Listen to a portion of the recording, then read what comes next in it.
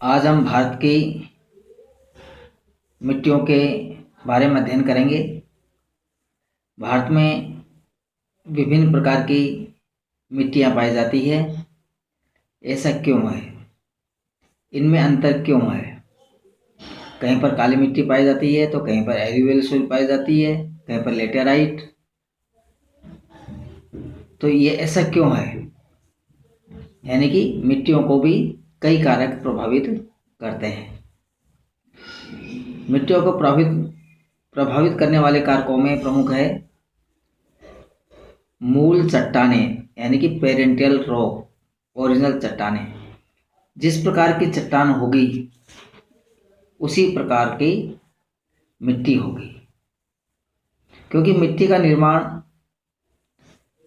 चट्टानों के टूटने फूटने से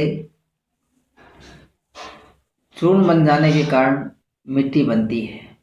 अर्थात यानी कि जिस प्रकार की चट्टानें होगी वैसे ही मिट्टी बनेगी।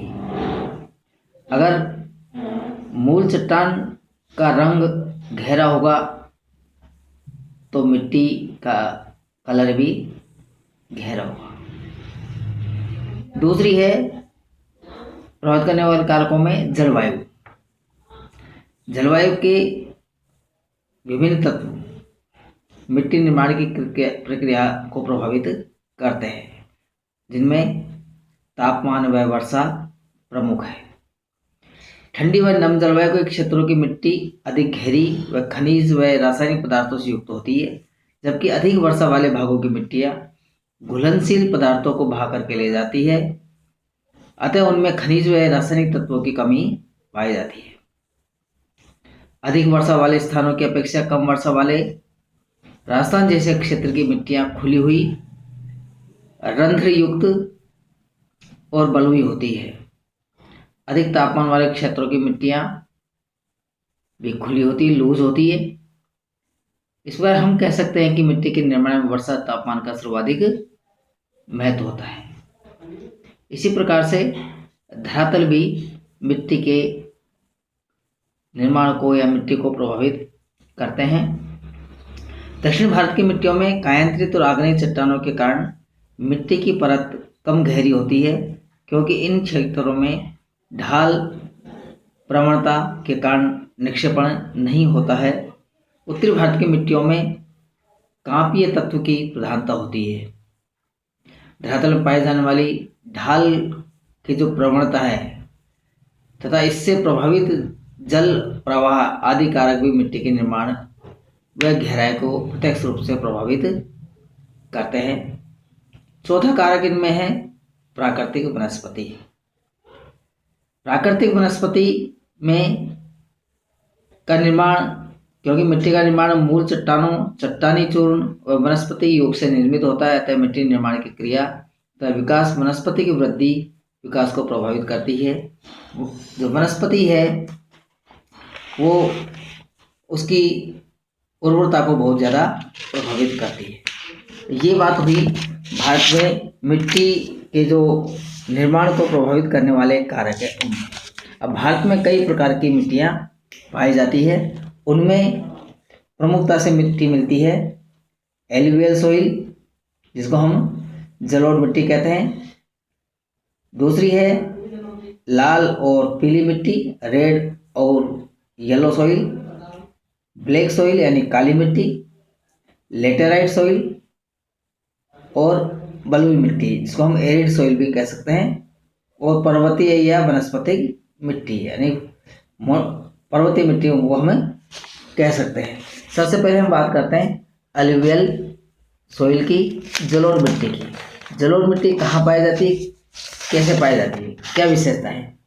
जलोढ़ मिट्टी हमारे जो उत्तर के मैदान हैं, या हम यूँ कह सकते हैं जलोढ़ मिट्टी का निर्माण नदियों द्वारा लाए गए तलछट के जमाव के कारण से होता है। इसलिए यह मिट्टी जहाँ जहाँ नदी का प्रभाव है ज़्यादा है, जहाँ निक्षेपण होता है वहाँ पर ये मिट्टी का फैलाव पाया जाता है, जिनमें उत्तर के मैदानी भाग, पूर्व तटीय गोदावरी, गंगा, महानदी, कावेरी के डेल्टा क्षेत्र, पूर्वी राजस्थान और गुजरात का बेसिन में यह मिट्टी, और असम यहाँ ब्रह्मपुत्र नदी घाटी जहाँ जमाव करती है, यानी कि असम और असम का जो तटीय मैदानी क्षेत्र है वहाँ पर इस मिट्टी का जमाव पाया जाता है। अगर हम बात करें स्टेट वाइज की तो कह सकते हैं कि वेस्ट बंगाल, आसाम, उड़ीसा, गुजरात के मैदान, राजस्थान के मैदान, गंगा ब्रह्मपुत्र की रिवर वैलीज, कृष्णा कावेरी गोदावरी का डेल्टा, महानदी का डेल्टा क्षेत्र, यानी कि हम कह सकते हैं ईस्टर्न कोस्टल प्लेन्स, और हरियाणा, उत्तर प्रदेश, बिहार, पंजाब, उत्तर प्रदेश बिहार में बांगड़ और भाबर क्षेत्र हम कह सकते हैं, वहाँ पर इस मिट्टी का जमाव पाया जाता है। यहाँ पर यह मिट्टी खादर और बांगड़ तरीके से भी पाई जाती है, यानी पुरानी जलोढ़ और नवीन जलोढ़ के रूप में भी मिलती है। इन में पाई जाने जो फसलें पैदा होती है उनमें राइस, शुगर कैन, व्हीट, गन्ना आदि प्रमुख है। तो दूसरे प्रकार की जो मिट्टी है उनमें हम लेते हैं ब्लैक सॉइल, काली मिट्टी। ये मिट्टी लावा का जहाँ जमाव हुआ है वहाँ पर यह मिट्टी फैली हुई है। इनकी पेरेंटल जो रॉक है वो बेसाल्ट है, ब्लैक सॉइल है। इनका जो विस्तार है इस मिट्टी का वो है डेक्कन प्लेट्यू, दक्षिण का पठार, महाराष्ट्र का अधिकांश भाग, गुजरात का सौराष्ट्र का भाग, मध्य प्रदेश में मालवा, कर्नाटका, पश्चिमी आंध्र प्रदेश, उत्तरी तमिलनाडु, गोदावरी कृष्णा की वैली, नर्मदा तापी की वैली, पश्चिमी छत्तीसगढ़, दक्षिणी राजस्थान में इस मिट्टी का जमाव है। यह मिट्टी potash, calcium carbonate, iron, magnesium का जमाव अधिक है, एवं कॉटन सॉइल भी बोल सकते हैं हम इसको, जिसमें कि क्योंकि कपास की खेती के लिए अच्छी रहती है। परंतु इस मिट्टी में फॉस्फोरस, नाइट्रोजन और ऑर्गेनिक मैटर्स की कमी पाई जाती है। यह मिट्टी गेहूँ, शुगर कैन, टोबैको, कपास, ऑयल सीड उत्पादन के लिए महत्वपूर्ण है। इसी तरह से हम कह सकते हैं नेक्स्ट है रेड सॉइल, जिसको हम लाल और पीली मिट्टी कह सकते हैं। इस मिट्टी का जमाव मेटामॉर्फिक रॉक्स, रूपांतरित चट्टानों की डिकम्पोजिशन, यानी कि उसका जो अपघटन है उसके कारण से होता है। क्रिस्टलाइन अग्नेस रॉक्स है, जिसमें कि वर्षा और तापमान के बारी बारी से परिवर्तन के कारण इस मिट्टी का निर्माण होता है।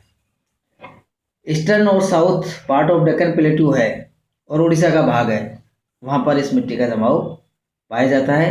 राज्यों के अनुसार हम कह सकते हैं कि छत्तीसगढ़ और सदर पार्ट ऑफ गंगा प्लेन्स है, वहाँ पाया जाता है। ड्राई फार्मिंग के लिए महत्वपूर्ण है, जिनमें कि हम मिलेट्स और टोबैको की फसल के लिए महत्वपूर्ण है। इसका कलर जो है वो लाल और पीला है। लेटेराइट सॉइल, मानसून क्लाइमेट के क्षेत्रों में इस मिट्टी का जमाव है। जहाँ पर वर्षा की अधिकता है, पहाड़ी क्षेत्र है, वहाँ पर लेटेराइट सॉइल मिलती है। यूँ कह सकते हैं हम कि जो पश्चिमी और पूर्वी घाट के हिली एरियाज है और उड़ीसा है, कर्नाटक है, केरला है, तमिलनाडु, मध्य प्रदेश, आसाम के हिली एरियाज है, उनमें इस मिट्टी का जमाव पाया जाता है। आयरन की दृष्टि से एल्यूमिनियम, बॉक्साइट आदि इसमें प्रमुख है। यह मिट्टी चाय, कॉफ़ी, रबर, काजू की फसल के लिए बहुत महत्वपूर्ण है। एरिड सोइल, जिसको हम कह सकते हैं बलुई मिट्टी, ये रेगिस्तानी क्षेत्रों में पाई जाती है। पश्चिमी राजस्थान, उत्तरी गुजरात और दक्षिणी पंजाब के भागों में पाई जाती है। ये पोरस मिट्टी होती है। पानी मिलता है तो अधिक उपजाऊ है। हाई टेम्परेचर, लो रेनफॉल के कारण ऐसी मिट्टी पाई जाती है, रंध्रयुक्त होती है। नेक्स्ट मिट्टी है फॉरेस्ट या माउंटेन सॉइल, जो कि ग्रीन कलर से दिखाई गई है। हिमालय के जो पर्वतीय क्षेत्र है वहाँ पर इस मिट्टी का जमाव है।